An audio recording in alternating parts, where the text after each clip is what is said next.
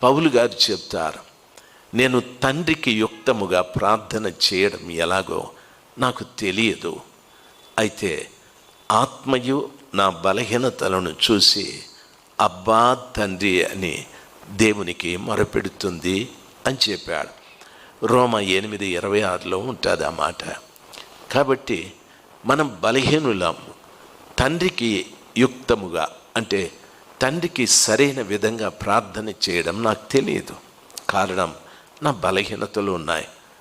అందుకని పరిశుద్ధ ఆత్మదేవుడు నా బలహీనతల్ని చూసి చెప్తాది, రాజశేఖర్ నువ్వు ప్రార్థన చేస్తున్నావు, మంచిదే, ప్రార్థన చేసే మనస్సు ఉంది, మంచిదే, కానీ నీలో బలహీనత ఉంది.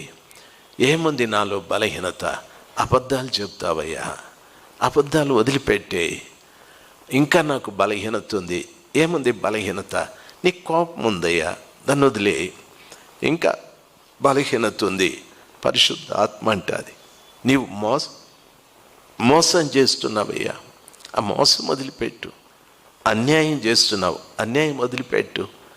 అప్పుడు నీ ప్రార్థన నేరుగా దేవుడి దగ్గరికి వెళ్తుంది. ఏమని పిలుస్తుందో తెలుసా?